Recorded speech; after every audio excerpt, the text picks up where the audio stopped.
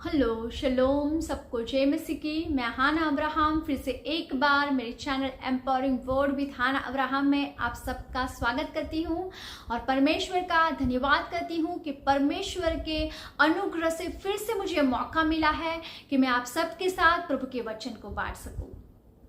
तो आइए आज हम सीखने वाले हैं कि किस तरह से हम प्रभु को खुश कर सकते हैं। क्या हमारी नजर में जो सही लगता है हमें, वो परमेश्वर की नजर में सही है या नहीं? उस बातों से हम परमेश्वर को प्रसन्न कर सकते हैं या नहीं? आइए हम प्रभु के वचन में से आज सीखेंगे। आप मेरे साथ निकाल सकते हैं पहला इतिहास उसका 13वां चैप्टर। आप उसके पहली आयत से 14 आयत तक पढ़ सकते हैं। उसमें पूरी हिस्ट्री दी है। दाऊद ने यहाँ कहानी इस तरह से है कि दाऊद जो यहोवा का संदूक था, जो वाचा का संदूक था, वो अपने पास लाना चाहता था। तो उसने इजरायलियों को बताया कि क्यों ना हम यहोवा के वाचा का संदूक जो है वो हमारे पास ले आए। तो सब लोग तैयार हो गए और सब लोग लाने के लिए तैयार हो गए। तो चलिए हम पढ़ते हैं। आज हम उजा और साउल के लाइफ में से सीखने वाले हैं कि क्या हमें जो सही लगता है उसके द्वारा वो परमेश्वर की नजर में सही है, और क्या उसके द्वारा हम परमेश्वर को प्रसन्न कर पाते हैं या नहीं। तो आइए हम पढ़ते हैं 5वीं आयत से। अतः दाऊद ने मिस्र के सीहोर से ले हमात की घाटी तक के सब इजरायलियों को इसलिए इकट्ठा किया कि परमेश्वर के संदूक को किर्यतारीम से ले आए। तब दाऊद सब इजरायलियों को संग लेकर बाला को गया, जो किर्यतारीम भी कहलाता था और यहूदा के भाग में था, कि परमेश्वर यहोवा का संदूक वहां से ले आए। वह तो करूबों पर विराजने वाला है और उसका नाम भी यही लिया जाता है।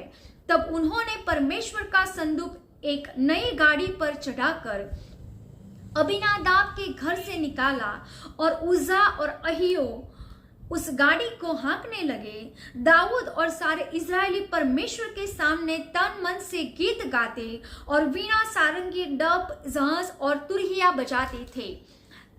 जब वे किद्रोन के खलिहान तक आए, तब उज्जा ने अपना हाथ संदूक को पकड़ने के लिए बढ़ाया, क्योंकि बैलों ने ठोकर खाई थी। तब यहोवा का कोप उज्जा पर भड़क उठा और उसने उसको मारा, क्योंकि उसने संदूक पर हाथ लगाया था। वह वहीं परमेश्वर के सामने मर गया।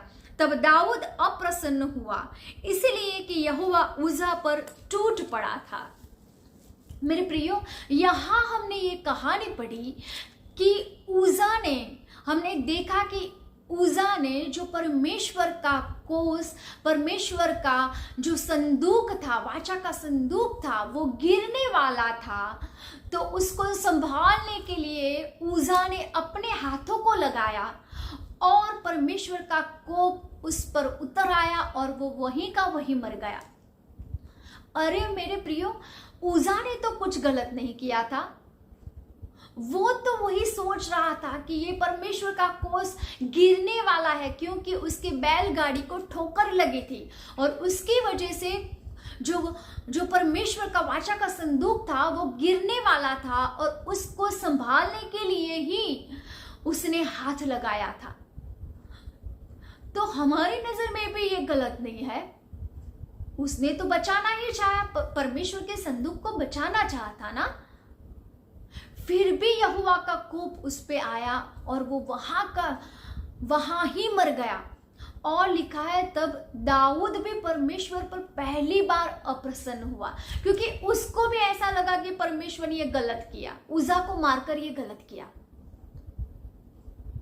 क्या परमेश्वर ने ये गलत किया या सही किया? मेरे प्रियो, हमें हमारी नजर में ऐसा लगता है कि परमेश्वर ने गलत किया, कि परमेश्वर ने उज्जा की जान ले ली। आइए देखते हैं आगे कि क्या सही है। उसके 15वें चैप्टर में 12वीं आयत में ये लिखा है, 12 से 15 आयत तक। तुम तो लेवीय पितरों के घरानों में मुख्य पुरुष हो, इसलिए अपने भाइयों समेत अपने अपने को पवित्र करो कि तुम इज़राइल के परमेश्वर यहोवा का संदूक उस स्थान पर पहुंचा सको जिसको मैंने उसके लिए तैयार किया है, क्योंकि पिछली बार तुमने उसको न उठाया था। इस कारण हमारा परमेश्वर यहोवा हम पर टूट पड़ा, क्योंकि हम उसकी खोज में नियम के अनुसार न लगे थे। मेरे प्रियो, यहाँ दाऊद ये कहता है लेवी पुत्रों को कि पिछली बार आप लोगों ने उस संदूक को नहीं उठाया था, इसलिए परमेश्वर का कोप आया था। क्यों ऐसा बोला था दाऊद ने? क्योंकि नियम के अनुसार लेवी पुत्र ही, लेवी याजक ही परमेश्वर का जो संदूक था उसे उठा सकते थे। व्यवस्था विवरण में अगर हम पढ़े तो वहां परमेश्वर ने नियम दिया था कि लेवी पुत्र ही परमेश्वर का वो वाचा का संदूक उठा सकते हैं। मेरे प्रियो, परमेश्वर बहुत पवित्र है। वो अपनी पवित्रता के आगे कोई भी समझौता, कॉम्प्रोमाइज नहीं करते, वो नहीं कर सकते। वो राइचस परमेश्वर है। वो परमेश्वर अपने नियम के खिलाफ जाकर या वचन के खिलाफ जाकर वो वचन के खिलाफ नहीं जा सकते। वो अपने पवित्रता के आगे कोई भी कॉम्प्रोमाइज नहीं कर सकते। मेरे प्रियो, परमेश्वर ने नियम ठहराया था कि मेरा संदूक जो है वो लेवी याजक ही उठाएंगे, और जैसे लिखा है उसी तरह से उठाएंगे। तो दाऊद को ये पता चला कि पिछली बार जो प्रभु ने जो नियम दिया था उसके अनुसार हमने किया नहीं, इसीलिए वो परमेश्वर का कोप हम पे आया था। आगे लिखा है, तब याजकों और लेवियों ने अपने अपने को पवित्र किया कि इज़राइल के परमेश्वर यहोवा का संदूक ले जा सके। तब उस आज्ञा के अनुसार जो मूसा ने यहोवा का वचन सुनकर दी थी, लेवियों ने संदूक को डंडों के बल अपने कंधों पर उठा लिया। जैसे परमेश्वर ने जैसे आज्ञा दी थी मेरे प्रियो, उसी तरह से बाद में जब फिर से दाऊद ने उस संदूक को अपने पास लाना चाहा तो उस नियम को फॉलो करके उस संदूक को लेने के लिए वो लोग गए। मेरे प्रियो, उज़ा क्यों मर गया?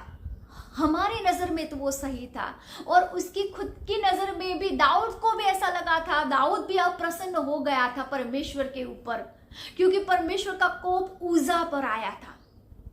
मेरे प्रिय, जरूरी नहीं है कि हमें जो सही लगे वो परमेश्वर के आगे सही हो। परमेश्वर अपने नियमों को देखता है, परमेश्वर अपने वचनों को देखता है, परमेश्वर अपनी पवित्रता के आगे कोई भी कॉम्प्रोमाइज नहीं करता। मेरे प्रियो, तो हमें जो सही लगे वो परमेश्वर के आगे सही हो, वैसा जरूरी नहीं है। उन लोगों पर इसलिए कोप आया क्योंकि उन लोगों ने परमेश्वर के नियम को फॉलो न किया। उज़ा जो था वो लेवी नहीं था, हालांकि उसने अच्छा ही सोचा था, लेकिन परमेश्वर चाहते हैं कि जो परमेश्वर ने नियम दिए हैं उसी के अनुसार इज़राइली प्रजा चले। और परमेश्वर आज भी ये चाहते हैं कि परमेश्वर ने जो वचन दिए हैं उसी के अनुसार हम करें, तो ही परमेश्वर खुश होंगे। मेरे प्रियो, हम हमारी रीति से परमेश्वर को खुश करना चाहे तो जरूरी नहीं है कि परमेश्वर खुश हो जाए, क्योंकि कई बार ऐसा होता है कि हमें जो अच्छा लगता है, हमें हमारे हार्ट को जो अच्छा लगता है, वो हमें ऐसा लगता है कि हम ऐसा करेंगे तो परमेश्वर बहुत खुश हो जाएंगे। कई बार ऐसा होता है कि बरसों से चलती आ रही है रिचुअल्स, तो ये सब लोग फॉलो कर रहे हैं और हम भी करेंगे तो परमेश्वर खुश होंगे। ऐसा नहीं है मेरे प्रियो। परमेश्वर तभी खुश होते हैं जब हम परमेश्वर के नियम के अनुसार, परमेश्वर के वचन के अनुसार चलते हैं। मेरे प्रियो, चलिए एक और एग्जाम्पल मैं आपको देना चाहूंगी, आप मेरे साथ निकाल सकते हैं। पहला शमूएल उसका 15वां चैप्टर, ये साउल की कहानी है और हम पढ़ेंगे उसकी पहली आयत से 3री आयत तक। शमूएल ने साउल से कहा, यहोवा ने अपनी प्रजा इज़राइल पर राज्य करने के लिए तेरा अभिषेक करने को मुझे भेजा था, इसीलिए तब यहोवा की बातें सुन ले। सेनाओं का यहोवा यूं कहता है, मुझे स्मरण है कि अमालेकियों ने इज़राइल से कहा क्या किया। जब इज़राइली मिस्र से आ रहे थे तब उन्होंने मार्ग में उनका सामना किया, इसीलिए तब अब तू जाकर अमालेकियों को मार और जो कुछ उनका है उसे बिना कोमलता किए नष्ट कर।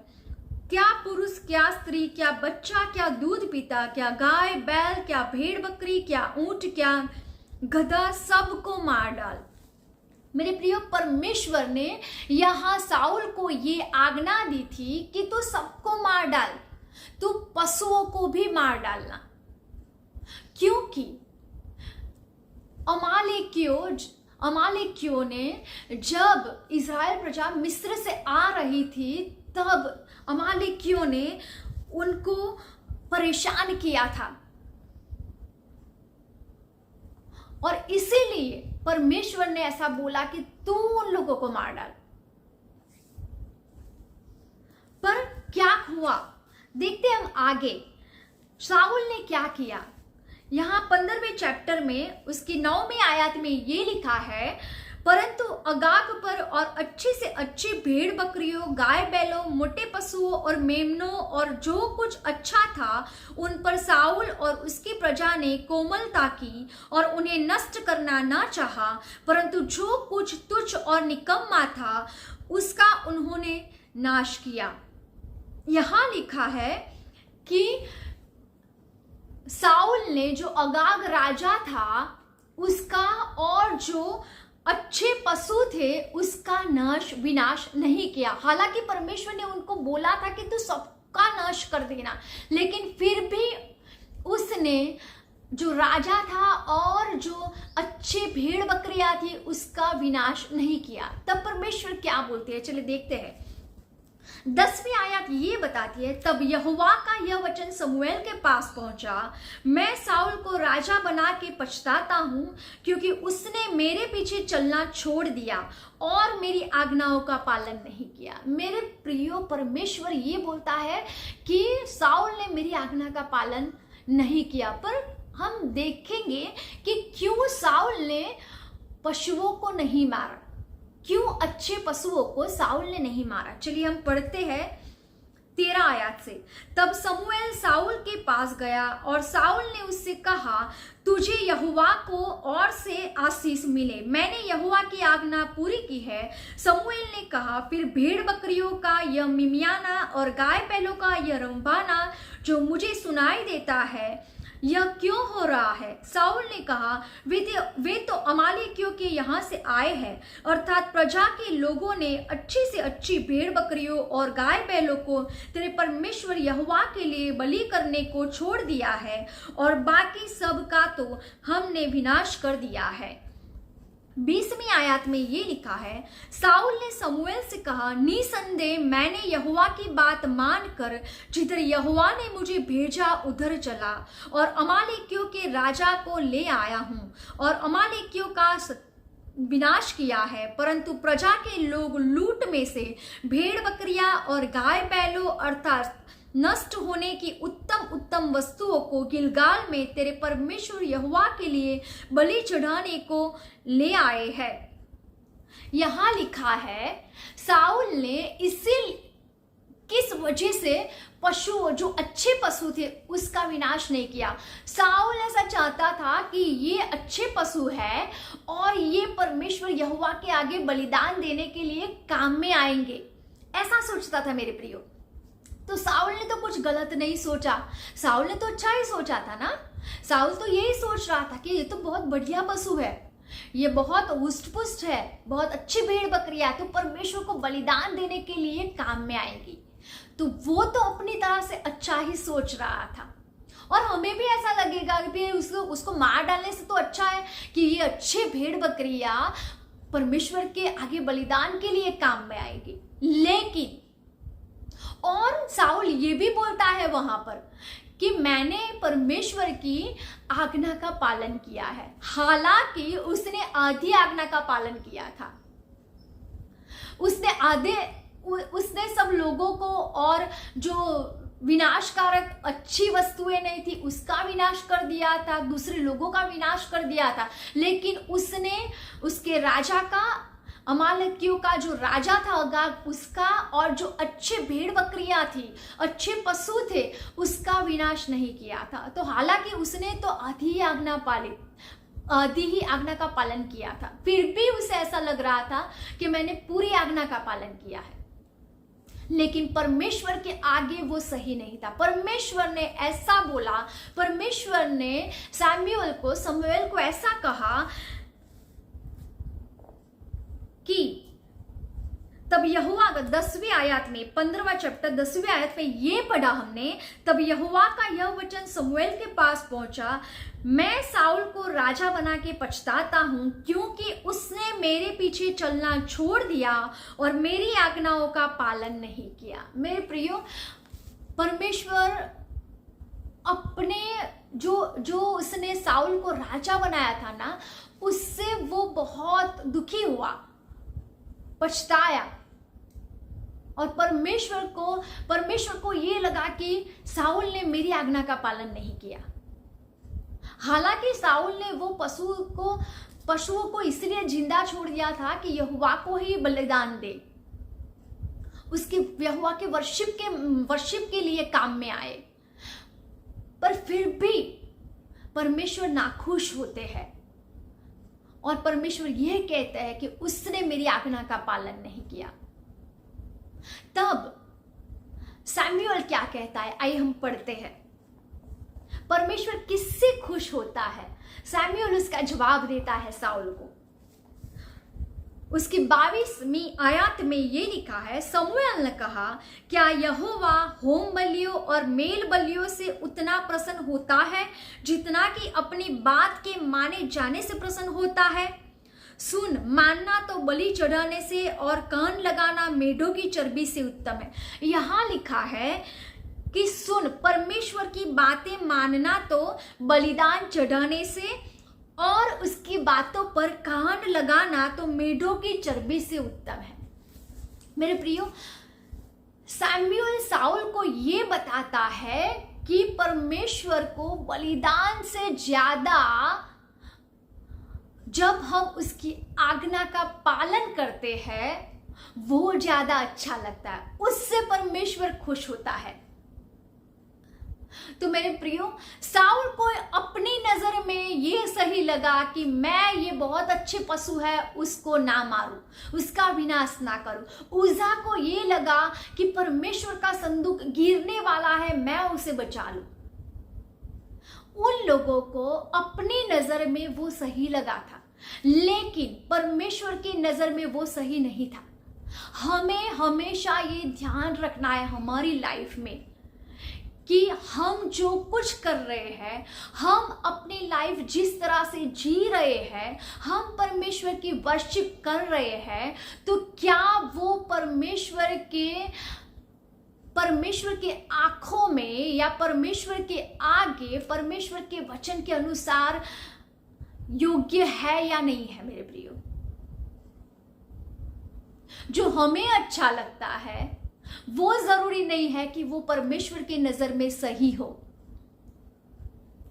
बहुत सारे लोग उसे फॉलो कर रहे हैं, बरसों से ये रिचुअल चलती आ रही है, बरसों से लोग ऐसा कर रहे हैं, बरसों से लोग इसी तरह से वर्शिप कर रहे हैं, इसी तरह से परमेश्वर की भक्ति कर रहे हैं, बरसों से लोग ऐसा चल के जा रहे हैं, और इसलिए हम भी ऐसा करेंगे तो परमेश्वर खुश होंगे। मेरे प्रियो, हमें क्या वो सही है? ये सोच हमारी सही है या नहीं है? क्या हमें ऐसा करना चाहिए? क्या परमेश्वर इसी तरह से खुश होंगे? नहीं मेरे प्रियो, परमेश्वर के वचन में ये लिखा है, जब हम परमेश्वर के नियम के अनुसार, परमेश्वर के वचन के अनुसार चलते हैं, परमेश्वर की आज्ञा का पालन करते हैं, तब परमेश्वर प्रसन्न होता है। वो ही परमेश्वर की नजर में सही है। चलिए एक और एग्जाम्पल मैं आपको देती हूं। अगर कोई प्राइम मिनिस्टर किसी के घर पे आने वाले हैं और वो लोग बहुत खुश हो जाते हैं, सोचते हैं कि प्राइम मिनिस्टर हमारे घर पे आने वाले हैं तो हम बहुत सारे पकवान बनाएंगे, जो हमें अच्छे लगते हैं, जो बेस्ट लगते हैं, वो पकवान हम बनाएंगे ताकि प्राइम मिनिस्टर खाए और खुश हो जाएंगे। और वो जिसके घर प्राइम मिनिस्टर आने वाले हैं, वो लोग बहुत सारे पकवान बनाते हैं, बहुत सारे जो उनको अच्छे लगते हैं वो सभी पकवान वो बनाते हैं। और जो प्राइम मिनिस्टर उनके घर पे आते हैं तो बहुत सारा पकवान उनके आगे रखते हैं, लेकिन प्राइम मिनिस्टर वो कोई पकवान खाते नहीं है। क्यों? क्योंकि पता चला कि ये पकवान तो उनको भाते ही नहीं है, उनको पसंद ही नहीं है। अरे सारी मेहनत बेकार गई, उन्होंने तो कुछ खाया ही नहीं। पहले एक बार जान लेते या पूछ लेते कि प्राइम मिनिस्टर को कौन सा खाना पसंद है, तो उनके पसंद के अनुसार खाना बनाते और वो खाते तो प्राइम मिनिस्टर खुश हो जाते। पर सभी मेहनत बेकार गई। इसी तरह से हमारी लाइफ में भी ऐसा होता है कि कई बार हम प्रभु को खुश करने की कोशिश करते हैं। कैसे? हमारे खुद के तरीके से। मेरे प्रियो, हमें अगर परमेश्वर को खुश करना है तो हमें वो वचन में ढूंढना पड़ेगा, बाइबल में से ढूंढना पड़ेगा कि परमेश्वर को क्या अच्छा लगता है, परमेश्वर को हम किस तरह से प्रसन्न कर पाते हैं। जो हमें सही लगता है, क्या वो परमेश्वर को सही लगता है या नहीं? और वो हमें जानना है तो हमें परमेश्वर के वचन में जाना पड़ेगा। मेरे प्रियो, मैं आपको एनकरेज करना चाहती हूं कि परमेश्वर जब हम उसके वचन के अनुसार वर्शिप करते हैं, उसके वचन के अनुसार अपने जीवन को जीते हैं, तब परमेश्वर खुश होते हैं। मेरे प्रियो, तब परमेश्वर खुश होते हैं। कई लोग ऐसा मानते हैं कि क्यों हम डायरेक्ट परमेश्वर के पास नहीं जा सकते, क्यों हमें यीशु के द्वारा ही जाना चाहिए, क्या हमें डायरेक्ट प्रभु के पास जाकर माफी नहीं मिलेगी? मेरे प्रियो, हमें वचन के अनुसार ही जाना चाहिए, क्योंकि परमेश्वर ने अपने वचन में ये लिखा है कि यीशु ही एक मार्ग है जो पिता के पास ले जाता है। अगर हमें परमेश्वर के पास जाना है तो यीशु के द्वारा ही जाना पड़ेगा, और यीशु के द्वारा ही हमें पापों की माफी मिलेगी, क्योंकि परमेश्वर ने ये ठहराया है। परमेश्वर ने यीशु को हमारे लिए भेजा था ताकि यीशु हमारे पापों के लिए बलिदान दे, ताकि हमें जो सजा नरक में भुगतनी है वो सारी सजा परमेश्वर ने यीशु पे रख दी, और यीशु ने हमारे सारे पाप अपने सिर पर ले लिए ताकि हमें माफी मिले, ताकि हमें उस सजा को भुगतना ना पड़े। तो मेरे प्रियो, अगर हमें माफी चाहिए तो हमें यीशु के द्वारा ही मिलेगी, क्योंकि वचन ये बताता है, और परमेश्वर के वचन में जो लिखा है वो ही हमें फॉलो करना पड़ेगा। अगर हमें परमेश्वर को खुश करना है, हमें परमेश्वर चाहते हैं उसी अनुसार जीवन को जीना है, तो हमें वचन में देखना पड़ेगा मेरे प्रियो, तो ही हम परमेश्वर को खुश कर पाएंगे। तो मैं आशा रखती हूं कि आज का ये वचन आपके लिए आशीष का कारण बना होगा।